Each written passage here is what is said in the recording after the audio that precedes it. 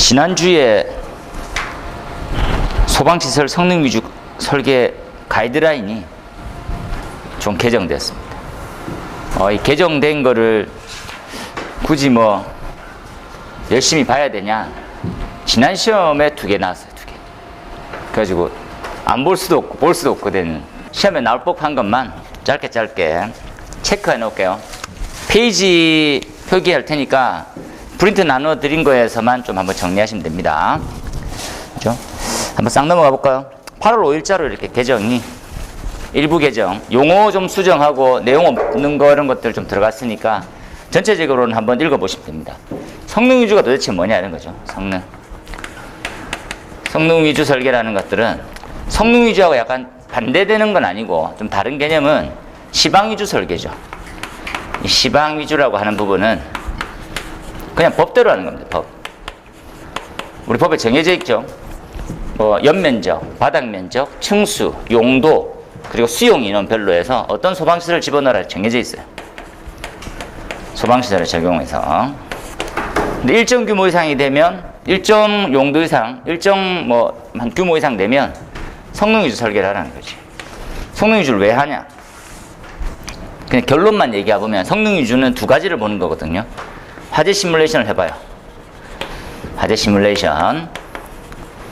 그리고 무슨 피난 시뮬레이션 해보시는 거지. 시뮬레이션. 해봤었을 때 별 문제 없어? 그리고 적용되는 시설이 시방 위주보다 좀 더 뛰어난 것 같아? 이 용도에 이게 좀 타당성이 있어? 이런 거 확인하거든요. 시뮬레이션, 화재 시뮬레이션으로 알 수 있는 건 A셋이죠. 피난 시뮬레이션 R셋을 알게 돼요. 도대체 무슨 말이지? 이걸 뺐었을 때 또는 이제 이게 더 커야 되는 거. 화재로 인한 피난의 한계가 우리가 실제 피난하는 것보다도 더 긴 시간이 유지가 되는지를 보는 거지. 그 시간 이내에 탈출이 되는지. 말 한마디로 딱 얘기하면 피난 안정성 확인하는 거야. 사전 피난 안정성 확인하는 거지. 기타 설비를 플러스 시켰습니다. 엄청 많이. 그래서 성능 위주 설계에 대해서 3가지를 알고 갈 거야. 첫 번째, 대상이 시험에 나오지. 이제 대상이 다 바뀌었거든요. 대상 시험에 나와요. 오늘 대상 해볼 거지. 9개입니다. 9개. 9개. 두 번째, 관련 서류, 절차 알고 왔으면 좋겠어요. 세 번째, 소소한 거죠. 소소한 거. 피난 한계, 거주 한계 조건, 거주 한계, 이런 거 있죠. 거주 한계, 피난 한계, 이런 것들. 그리고 우리가 지연 시간.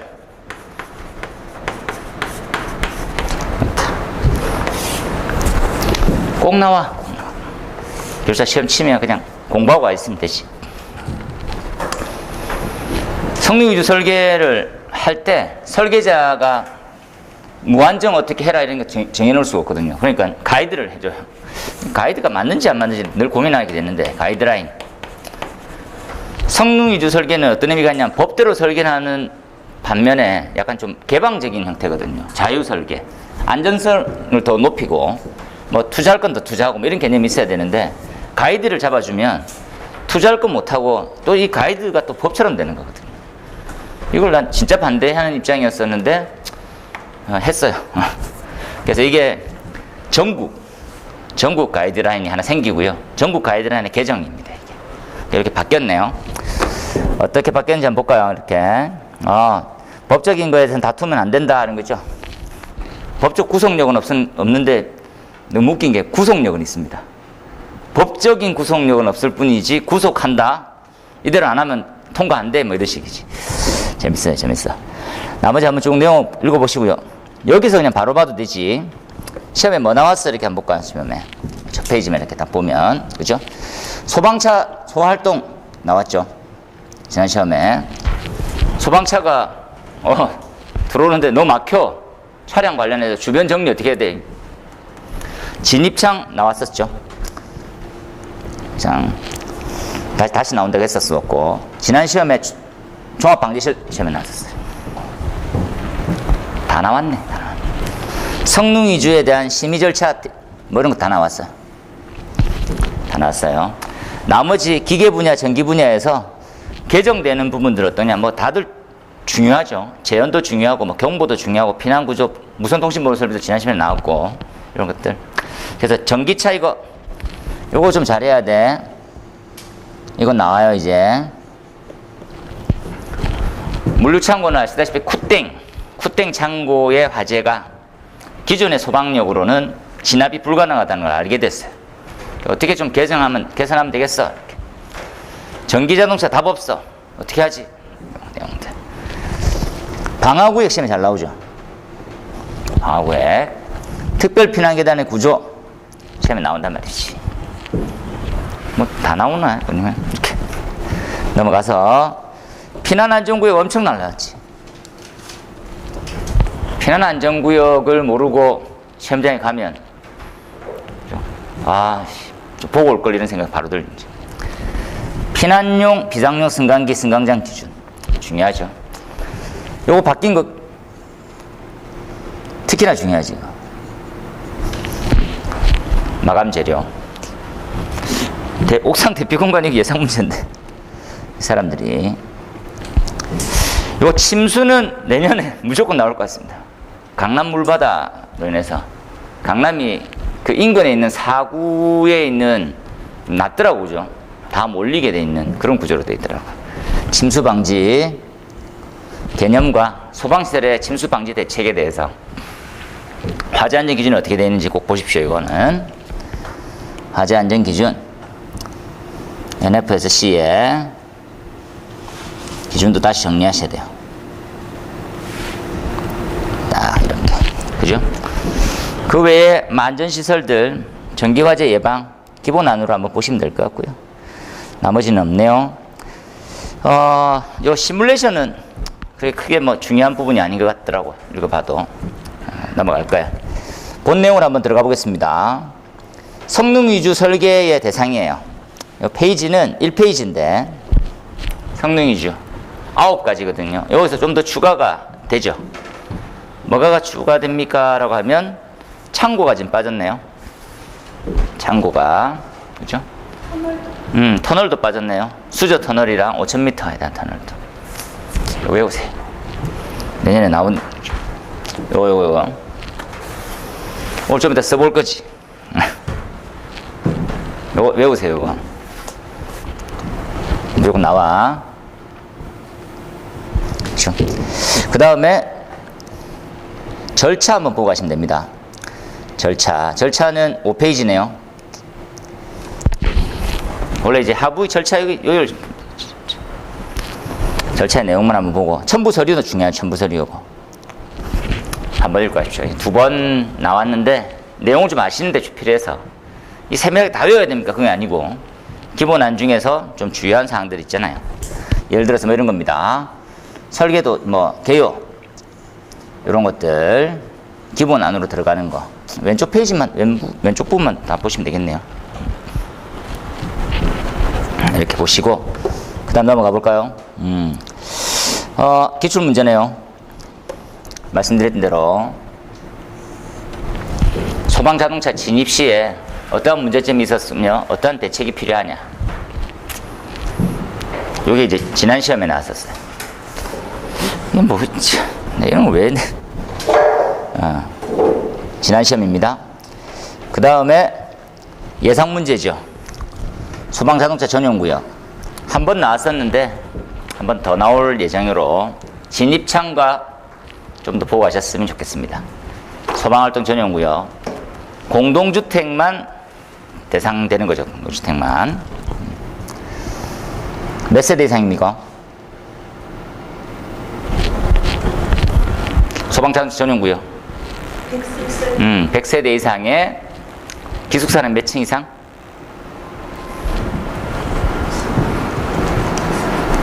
몇 층? 1층인가요? 2층인가요? 3층인가요?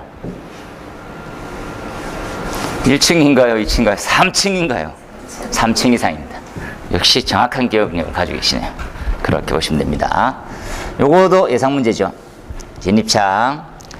진입창에 진입창의 기준이 있고 보안 설명이거든요. 그래서 좀 더 알고 계시면 좋겠어요. 현재 좀 문제점이 뭐였습니까 하면 화재가 발생하면 문을 열려서 연기를 배출시키는 배연창과 소방관 진입창은 반대로 돼 있거든요.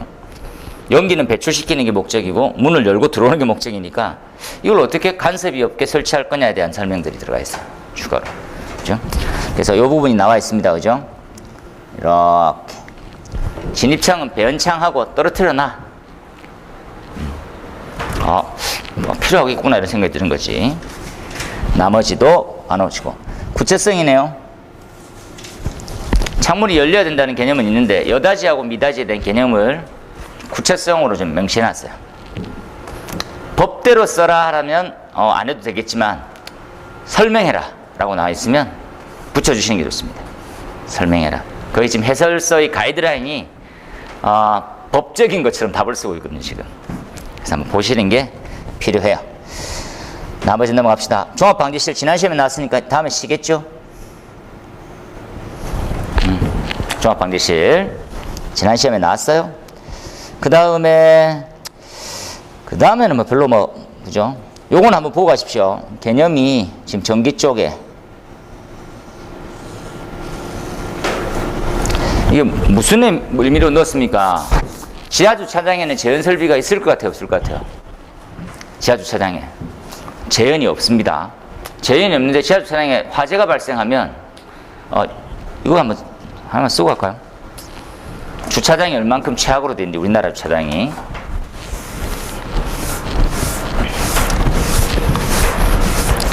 주차장이죠. 주차장의 환경적 요소를 한번 볼까요?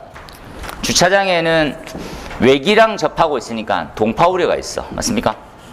네, 환경을 보니까 동파가 우려돼. 동파가 될지 안 될지는 몰라도 동파가 우려되니까 조기에 헤드가 개방되는 습식을 쓸 수가 있어 없어요? 없지. 습식이 안 되는 거야. 습식이 안 돼. 그 습식을 대안으로 뭘 씁니까? 준비작동식이라는 걸 쓰죠. 준비작동식이라는 걸 잘 이해해야 되는데 준비작동식에 대한 메커니즘은 습식처럼 쓸 수는 없고 물은 빨리 채워야 되는 개념이에요. 그래서 헤드가 동작하는 것보다 좀 더 일찍 화재를 감지할 수 있는 감지기를 설치하고요. 감지기가 동작이 되면 뭘 합니까? 하면 2차 측 배관에 습식처럼 충수를 합니다. 충수. 2차 측을 물을 다 채워요. 그 다음에 습식하고 똑같이 헤드가 감열하게 되면 터져서 불을 끄는 시스템이지. 여기서 또 한 번 폐단이 생겨요. 조기에 감지된다는 이 감지기를 이상하게 이원화시키죠. AB라고. 교차회로라고 하는 걸로 씁니다. 그래서 지연이 발생하기 시작해요. 지연. 습식보다는 물론 늦게 되는 거죠. 결국은. 주차장이 늦게 작동돼. 늦게. 두 번째, 공간의 구획이라는 게 없죠. 주차장은 방화구획을 하지 않습니다. 그럼 확대가 엄청 우려가 되는 거죠. 대안이 있어? 이렇게 없어요 지금. 스프링클러도 넣고 확대도 못 막고 있습니다. 그래서 주차장 자체가 골치 아픈 거지. 세 번째, 지하의 특성이죠. 지하의 축연돼요. 축연 되는 거지. 연기에 대한 배출 설비 있습니까? 배출을 두지 않아요.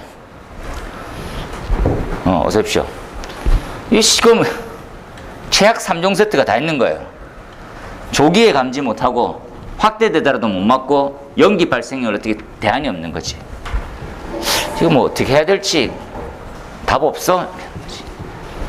방화구획이라도 해놓으면 훨씬 더 안전할 건데 안 되는 거지. 이거라도 좀 빼놓자. 그래서 어떤 대안이 필요합니까? 주차장에 원래 하고 있었던 거 있지. 환기 설비가 있었어요. 환기 설비를 이렇게 해서 좀 보완해서 해주면 안 되겠어 이렇게 생각하는 거지. 근데 이 환기라고 하는 게 우리가 화재가 발생했을 때 연기를 배출하는 메커니즘하고 전혀 달라요. 환기는 상태에 대해서, 그죠? 그 공간에 일산화탄소의 농도나 이산화탄소 농도 보고 그냥 돌려주는 거예요. 한번 쭉 환기시키면 당분간 괜찮아지는 거지. 이렇게 보안만 했을 뿐 이제 부족한 거지. 여기에 대한 대안을 지금 얘기하는 거예요. 얼만큼 하면 되겠어?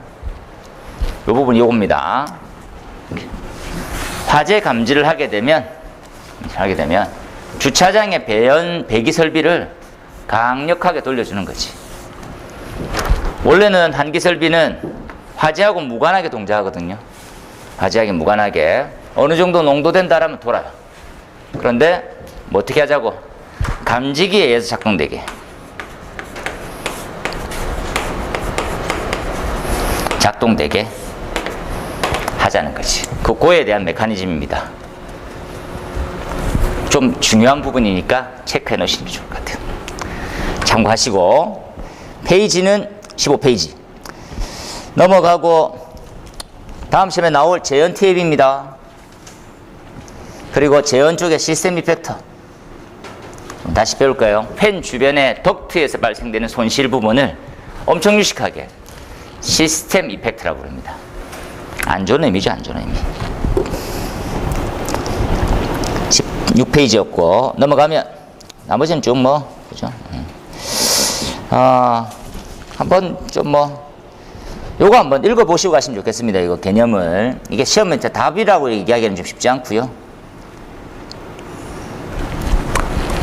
우리가 알고 있는 고층 건축물 30층 이상이냐 50층 이상 성능 위주 설계의 대상이 되는 대상물들은 소화 설비를 좀 더 개량, 보완, 강화시켜 놓은 거지. 그 내용들이 쭉 나와 있거든요. 이건 한번 읽어보시는 게 좀 좋을 것 같아요. 저는 좋다고 보니까. 그리고 현장에서 요걸 많이 쓰거든요. 왼쪽은 일반 소화전, 오른쪽은 호스를 릴로 감아놨죠. 호스릴 방식. 이게 사용면에서 훨씬 좋죠. 그런데 우리 시험 시각은 좀 다르게 보는 거지. 왜? 얘는 광경이 40mm고 얘는 25mm거든. 이 25mm가 약간 고용화된 딱딱한 호스라 가지고 밟아도 안 밟힙니다. 그 정도로 좋아. 근데 뭐가 문제점입니까? 가늘다 보니까 마찰 손실이 훨씬 더 커지는 거예요. 얼마나 커졌어를 데이터로 이렇게 말해줘요. 보입니까? 이렇게. 굉장히 커졌다라는 것들. 원래 일반적으로 한 15m 정도 되는데 지금 한 26m 되는 거니까 결국은 훨씬 더 커진 거지. 그 부분에 대한 설명입니다. 나머지 한번 넘어가 볼까요? 그냥 넘어가도 될 것 같아. 가마 밸브 있고, 가마 밸브. 그 다음에는 아까 설명드렸던 도어팬 테스트. 가스계는 도어팬, 배관은 무기질 이런 거 참조하시면 될 것 같아요. 나머지는 넘어가셔도 될 것 같고요. 나머지는 보시면 되겠습니다. 이렇게. 다른 것들은 없이 좋은 점으로 다 바뀌었습니다 라고 하는 내용으로 이해하면 될 듯해요. 요거는 오늘 꼭 써볼 겁니다. 요거 오늘 두 가지를 쓸 건데, 성능 위주 설계 대상이랑 요거 이제 내년 예상을 위해서 물류창고 그렇죠? 또는 창고형 판매시설, 레크식 창고에 대한 개념인데, 어떻게 스프링클러 설비를 설치하는 것들이 좋겠냐, 가이드라인에 의거해서 한번 써봐라. 이렇게 돼 있어요.